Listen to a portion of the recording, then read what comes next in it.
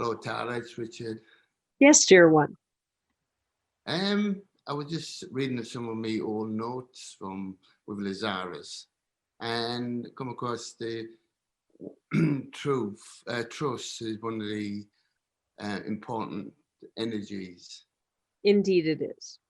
So how would we know if we were getting the right truth? The trust for ourselves. If we trust ourselves, we're doing the wrong thing or a negative thing. All right. Well, trust is earned, isn't it? Right. And so it requires time.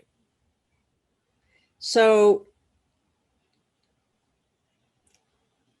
certainly so you can encounter a new situation and be open to trusting. You can have the expectation that over time, I can trust myself to create something wonderful. Even if it doesn't work out exactly the way I want, I trust myself to respond, to get some good out of it. It doesn't mean that you always succeed, absolutely not. However, over time, you have come to know yourself, haven't you? Right. And so over time, you have built trust with yourself with regards to honesty, integrity, being loving. So you didn't come awake as a spiritual adult suddenly, the moment you were born. You came with all the potential, absolutely so. But over the years, as you say, you may have made some mistakes here and there that you regret, or you may have failed at something. But through reflection, through growing, really, through reaching for more understanding, you have healed so very much, haven't you? Right. And out of those efforts that you have made, you've been, you might say, judging yourself on your worthiness. Are you trustworthy? Can you count on yourself to show up? Can you count on yourself to heal, repair, forgive, change? All of these aspects you've been measuring is perhaps the best way to say it. Measuring to see how far have I come. Now you approach the world in the same way, don't you? So when you first meet somebody brand new, you may have a potential in front of you. You may say, oh, well, I really like this person. I resonate with them. This is somebody I feel I can be open with. Now, in that moment, you trust yourself and your judgments. But to say that you trust them is a little premature, isn't it? Right. You can say that you enjoy them and that you are open to creating something wonderful with them. But trust comes with time. And trust can generate more reasons to trust. So by coming forward as though you can trust them, you can add to the possibility, the potential that trusting is appropriate. But you will find from time to time that where you thought you could trust somebody, you hadn't had the time or the measuring within yourself to say, yes, I completely trust that person. Now, over many years, if you have a relationship with somebody, a friendship, a love relationship, as time has passed, the relationship has created a foundation of its own, hasn't it? That comes from shared experiences. And in the experiences over time, each person has what we'll call a growth spurt. Because you have this urge to grow, it is part of your spirituality, isn't it? And there are times when you may grow faster than the other person. In those cases, you can then see, oh, okay, I've made it from point A to point B, and I can see that they're just beginning that process, or maybe they're in the middle of it, or maybe they're coming to the end of it, but they still need to make their own assessments. And so in those cases, and we are thinking of your business, your life coaching business, you can see it in others, can't you? Once you've uncovered something within yourself and worked with the information and healed it and moved on from it, it's very easy to teach someone else because you can see it in them. You can see what challenges they're having. And you also have the answer. Now, it may not be the perfect answer. It may be an answer that leads them to more of an answer for themselves. But you yourself can feel when it is right to share with someone else the process you went through, the path you took, why you took it, how it resolved itself, and the success that came out of it. All of that is very important. So that is an example of you having had an experience and now trusting yourself more around that particular activity. Does that make sense? Right, yes.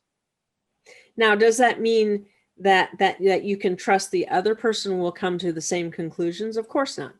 But you can lead them there. You can show them the information. They will go through their own process, and they either will or they won't. But because it's not you, you're not that attached to it, are you? You're willing to be there as a resource. But truly, your priority is your own spiritual growth. But as you work with people, you develop trust over whether or not they will complete a process, whether or not they are willing. And sometimes it's just enough to have them be willing, isn't it?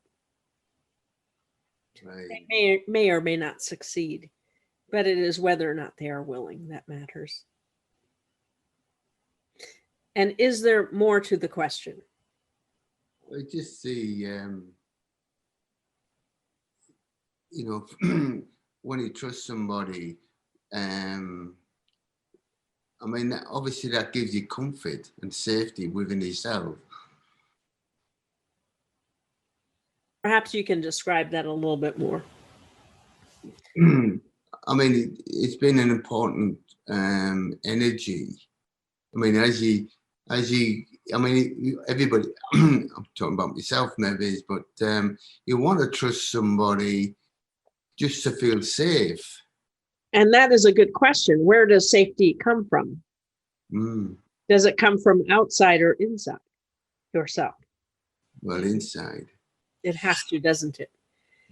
Because, well, it doesn't mean when you are an infant, of course, your parents or your whoever your caregivers are at that age, whether they were your parents or foster parents or whoever, an older brother, an older sister, whoever was your primary source of love and affection and care, over time, as an infant, you immediately trust them. You don't really know any different, do you? No. It's only as you have experience after experience after experience that you measure whether you can trust them or not, to feed you on time, to change your nappies, to get you out of your crib, to play with you.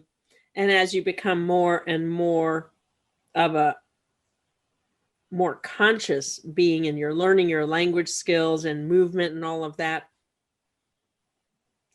you even come to trust some to catch you before you fall or to keep you from harm. And so you're gathering all this information. And you still do it now. Each of you, you still measure, you're still gathering. Who can I trust? Can I trust myself? Can I trust them? And if there was a break of trust in the past, if that event hasn't really truly been healed, it can become a pattern whereby eventually the trust is broken in the same way again and again and again.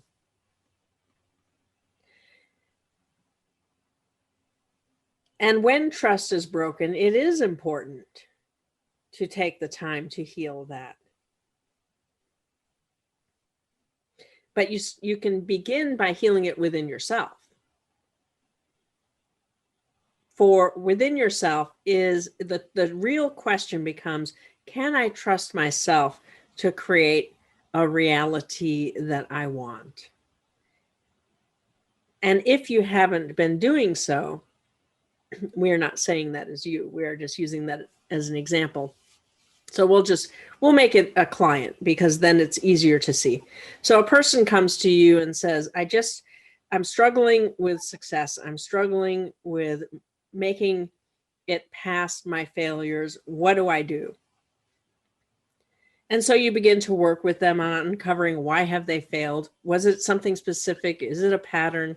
Is it something that they've been aware of before? Is it brand new? And as you unravel more and more of the structure that they exist in, and what is that structure made up of? Thoughts, feelings, beliefs, attitudes, decisions, choices. And with each conversation, or within even one conversation, you can uncover a lot of what is at work there around why haven't they been able to move beyond it.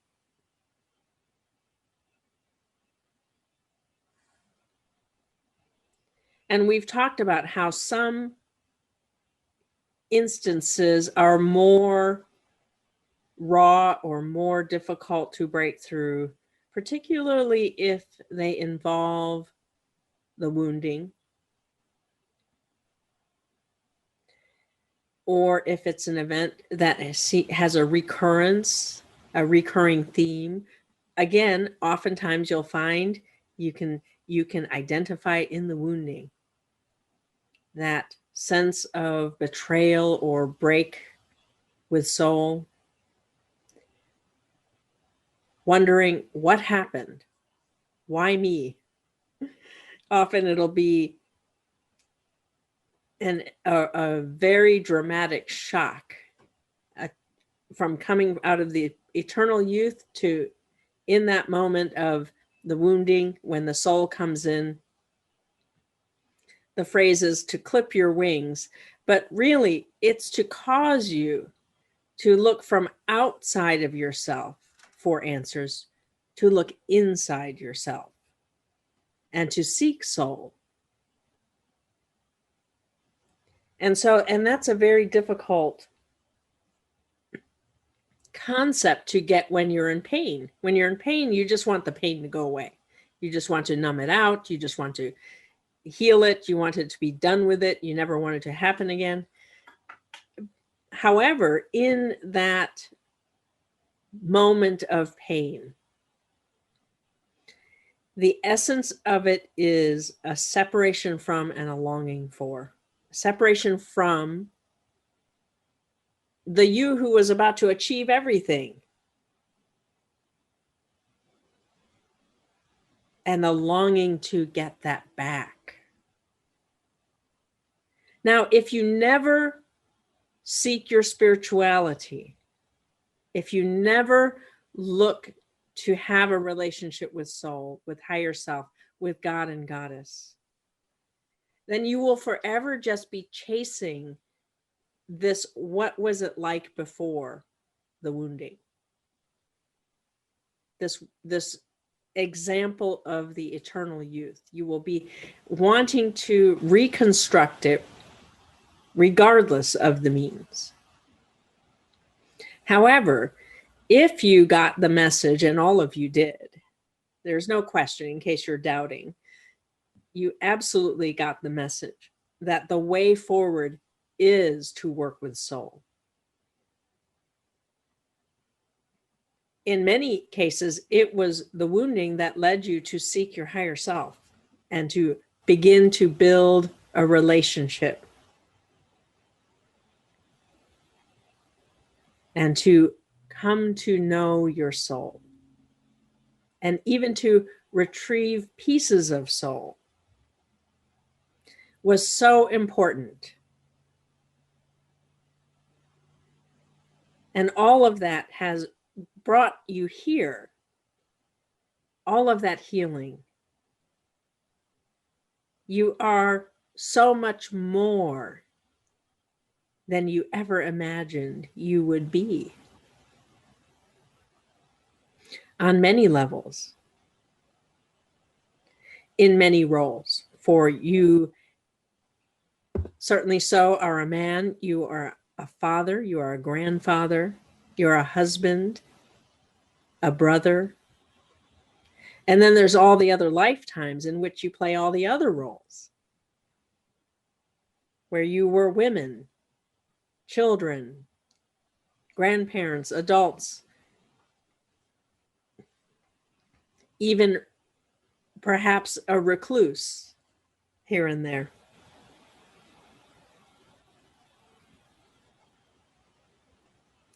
And as you've come to know yourself as a spiritual being, the trust that you have now is so different than what you thought it would be. There is a resilience in the love that you have for yourself.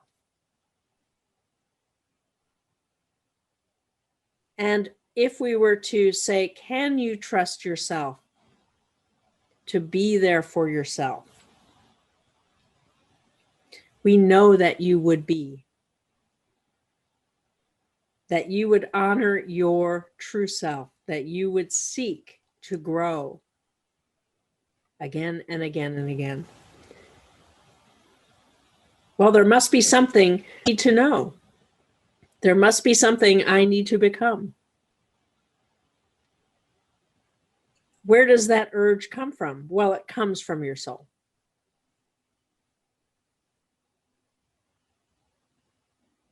Ultimately, it comes from God and Goddess as they call you home.